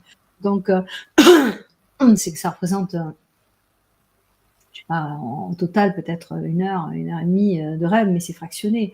Les rêves, ils durent jamais très très longtemps. Ils durent pas plus de 5-6 minutes, peut-être plus. Enfin, je perds la notion du temps de toute façon quand je rêve, mais j'ai pas l'impression que ça dure très longtemps. C'est vraiment des petits fragments jusqu'à ce que qui créent une espèce de puzzle jusqu'à ce que j'ai tout, voilà, de quoi aller chercher moi-même, de quoi trouver moi-même. Oui. Donc c'est pas voilà, mais par contre effectivement dans ces moments-là il y a des fulgurances et ces fulgurances il faut le lendemain il faut arriver à les digérer. Donc bon, c'est pas grave, hein, je fais un peu de jardinage, un peu de ménage, je fais de la méditation, je fais du yoga, je vais marcher, je nage aussi beaucoup, voilà, je fais ce qu'il faut. Oui, donc entre deux rêves, il y a la vie effectivement. Il y a la vie pour bon. Bon, et puis voilà, puis il y a les enfants qui sont grands maintenant, j'ai un fils qui écrit aussi. Justement, j'en arrivais là, c'est qu'effectivement vous avez la résonance clairement des dons de votre maman, et votre fils il a hérité lui du don de plume. Donc ma question c'était est-ce que vous envisagez un 4 mains tous les deux? On l'envisage, mais pas encore. Pas encore parce que Annelle s'y est mis sur le tard. Il s'y est mis, maintenant ça fait, je dirais, une dizaine d'années, hein, à peu près, un peu plus. Mais il est resté un bon moment sans écrire entre deux, parce qu'il a mis au monde sa fille entre-temps. Voilà, ça, c'est devenu un papa. Et en fait, pour tout vous dire, mon fils était pas du tout littéraire, quoi. En fait, il a découvert la lecture avec Harry Potter. C'est ceux qui a mis un peu le pied à l'étrier. Et maman, auteur, ça lui parlait pas des masses quand il était petit. Au contraire, c'est moi qui, de temps en temps, lui faisais ses rédactions parce que ça le saoulait. C'est parti de quelque chose de totalement improbable. Quand j'ai eu fini la saga d'Aliénor, il m'a dit « Maman, il manque un chapitre, il manque un livre. » Il manque le moment où Geoffrey Rudel devient troubadour, sa première rencontre avec Aliénor quand il est petit garçon. En fait, il manque le préquel du lit d'Aliénor. Et moi, ils étaient morts dans le dernier opus, et je me voyais pas, je me sentais pas capable de les ressusciter pour raconter cette partie-là. J'ai dit, écoute, non, je peux pas. C'est au-dessus de mes forces. Ça m'a demandé trop de les quitter. Moi, elle faisait partie de moi depuis l'enfance.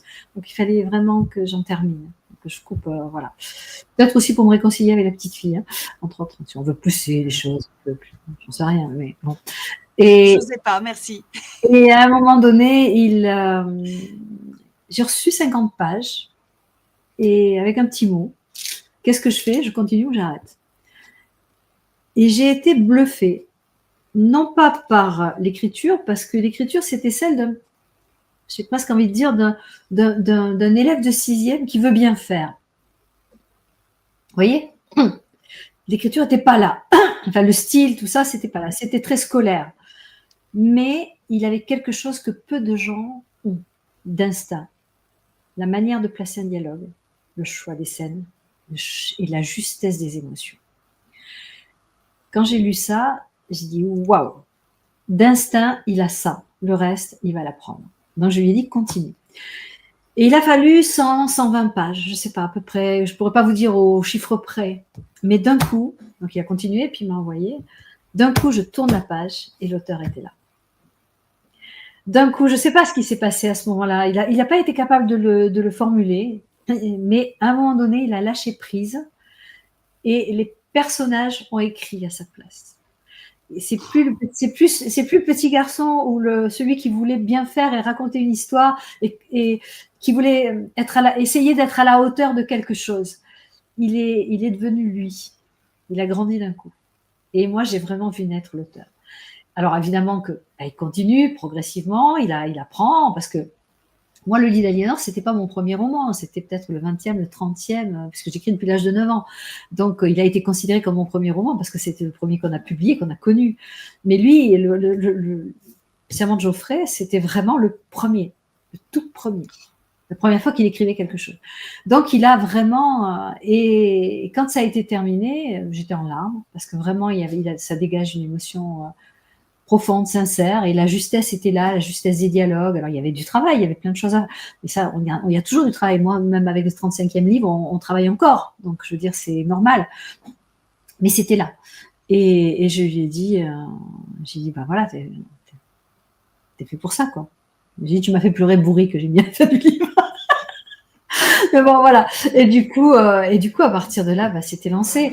Je lui ai indiqué les grandes lignes qu'il fallait qu'il retravaille, ce qui pêchait, les endroits où il fallait qu'il apporte. Je lui ai dit, oublie, enlève les 50 premières pages, efface-les, recommence-les maintenant que tu as fini le livre parce que tu as une trop grande différence entre les deux. Donc, il a écouté, il a suivi mes conseils. Et je lui ai dit, et envoie-le François Zir, en avant-première. Tu l'envoies pour savoir, pour avoir un avis, sans dire que tu es mon fils. Parce qu'on ne porte pas le même nom. Donc, c'était à l'époque, il avait signé Annelle Train, et pas Calmel Train. Et ils ont eu le coup de cœur. Ils ont eu un coup de cœur, et tellement que il y a la personne qui l'a lu a fait lire à une autre en lui disant tiens, lis ça. Et la fille a regardé et lui a dit mais qui c'est ce petit con qui s'amuse à faire parce que c'est une de mes grandes lectrices qui dit mais qui c'est ce petit con qui s'amuse à faire le préquel du lit d'Aliénor. L'autre elle lui a rien dit, elle lui a dit bah écoute, lis puis tu me diras. Puis elle est revenue dans son bureau après avoir lu, elle lui a dit mais tu sais, c'est vachement bien quand même, hein. D'où est le petit quand même? C'est qui cet Annel Train? Il sort d'où, quoi? Et elle lui a dit, bah, en fait, c'est le fils de Mireille. Et donc, il a été signé en avant-première chez François Zir, presque 10 ans après moi. Un peu plus même. Et ça a bien marché, mais pour les standards de cette époque-là, hein, puisque François Zir était en déclin, que voilà, donc on n'était pas du tout dans les mêmes chiffres de vente. Et puis il a été signé dans une maison d'édition qui appartenait aussi au groupe François Zir et qui a sombré derrière, qui a été racheté. Donc aujourd'hui, il a décidé, il a fait le choix de rester auteur indépendant. Parce que en tant qu'auteur indépendant, malheureusement, il travaille avec des libraires. Il faut savoir que même on peut travailler avec des libraires, même quand on est auteur indépendant. On n'est pas uniquement publié sur Amazon. On peut faire le choix de travailler avec des libraires, à condition que les libraires acceptent d'eux. Et il travaille avec des libraires. Il vient sur les salons du livre. Il a fait le choix pour pouvoir vivre de sa plume, parce que sinon, aujourd'hui, avec le montant des droits d'auteur, il ne le pourrait pas. Donc, il n'en vend pas assez. Il n'est pas assez connu pour ça. Mais ces romans ont vraiment une âme aussi. Même s'il ne travaille absolument pas comme moi, il ne fait pas de rêves récurrents. Lui, il a des idées qui viennent et il fait des plans. Et il structure ses plans et il chapitre bien ses plans. Et puis, il va trop loin dans ses chapitres pour pouvoir... voilà. Mais je pense que c'est parce qu'il n'a pas encore suffisamment confiance en lui. Ça viendra. Ça viendra. Tu t'inquiètes. Et je pense même, je l'ai dit, et croyez-moi, je suis totalement sincère, je pense qu'il arrivera un moment où son enfant est le mien. C'est pas encore pour tout de suite, mais ça arrivera. Ça arrivera. Ah, c'est chouette. Et croyez-moi, c'est aucun problème pour moi.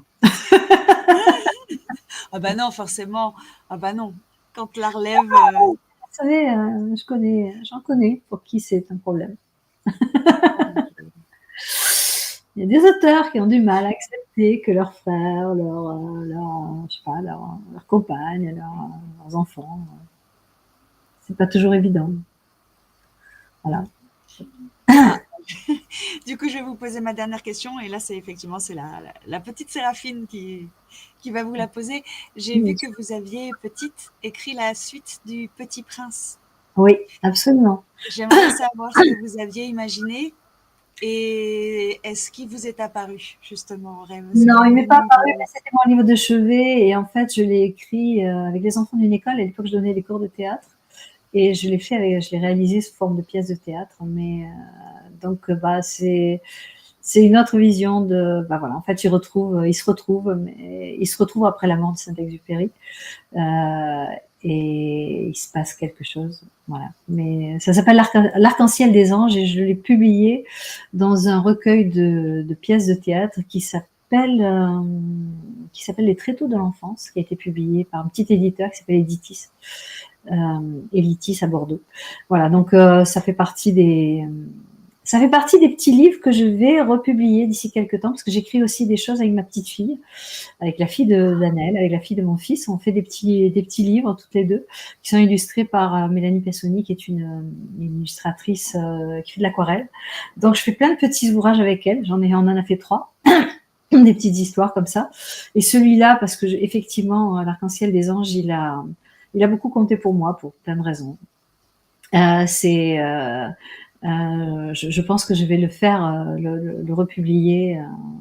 En tout cas, la famille de Saint-Exupéry avait beaucoup aimé. À l'époque, Michel Duvernay, qui me soutenait pour le livre d'Aliénor, l'avait fait passer, qui était un grand ami de la famille, le leur avait fait lire. Il avait vu la pièce, il leur avait fait lire le texte et la famille de Saint-Exupéry avait beaucoup aimé. Donc pour moi, c'était un très bel hommage, un très beau cadeau. Ouais. Eh ben, merci beaucoup, je le note. Je le note et j'irai me régaler avec celui-ci aussi. Voilà. Merci beaucoup. Il y a la sortie prévue pour la fin de l'année en petit livret sur KDP. Ça s'appellera L'Arc-en-Ciel des Anges et il y aura effectivement des illustrations. Ouais, génial. Merci beaucoup. Merci beaucoup. Je pensais je me suis dit, ça y est, elle va me tresser un profil de killeuse. Non, c'est du chamallow. D'accord. C'est du chamallow. Super. C'est un de la Ligue. Hein. C'est Alexis Lebsker qui avait dit que c'était un grill en chamallow, justement, qui avait dit ça. C'est ça. Oui. Voilà. Bon, en tout cas, merci beaucoup, Mireille, d'avoir passé ce moment avec nous. C'était un très joli moment pour moi aussi. On rappelle que tu étais avec nous pour nous parler de ce livre Le Masque et la Lame aux éditions XO. Donc vraiment, merci à tous d'avoir posé vos questions. Je ne sais pas si les filles, avant de laisser partir Mireille, vous voulez rajouter quelque chose et ensuite je laisserai la parole de fin à Mireille. J'ai hâte de lire le prochain. C'est tout ce que j'ai à dire. Ça se passe en Bretagne, c'est la suite de Morgane Brume, la suite et la fin, ça en fait une intégrale magnifique, illustrée, et voilà, donc ma vision aussi du monde arthurien, d'Arthur, de la légende, telle que je me la racontais moi petite pour survivre. Ah, super. On en reparle. On en reparle. On rappelle qu'on peut te retrouver, on peut s'abonner à ta newsletter, donc on le voit à www.mireillecalmel.kessel.media. Voilà, donc et vraiment, quand vous vous abonnez, vous recevez les newsletters, mais évidemment, dans votre espace, vous avez accès à toutes celles qui ont été publiées selon votre formule. Et il y en a, je vous dis, il y en a presque 200 déjà à l'heure actuelle, avec plein, y compris en lecture, même pour ceux qui sont gratuits, toutes les coulisses du Masque et de la Lame. Il y a 5 articles dessus, vous allez vous éclater. Eh ben voilà, on le voit effectivement, je le laisse défiler jusqu'à la fin. Je remercie, donc je vois Laurent qui nous dit très belle découverte et très bon moment, un grand merci Mireille. Frédéric nous dit merci beaucoup Mireille. Merci beaucoup pour ce partage. Mireille, si tu veux rajouter quelque chose pour terminer. Moi, je vous souhaite juste de ne pas glisser cet été, surtout, de passer de belles vacances et puis de vous recharger au soleil parce qu'on a besoin de vitamine D beaucoup pour recharger son énergie, pour pas être malade cet hiver. Voilà, donc je vous souhaite plein de belles choses de tout mon cœur. Eh ben, merci à toi, Mireille. Merci à tous. On rappelle effectivement que ce vendredi, on recevra donc Marissa Rachel qui viendra donc nous présenter son livre La fille du poulpe. Merci à tous. Lisez des livres. On se retrouve vendredi et rencontrez les auteurs sur les salons. On fait toujours de belles rencontres, comme on dit toujours dans cette émission. Merci à tous et à vendredi. Ciao, ciao. À vendredi. Avant.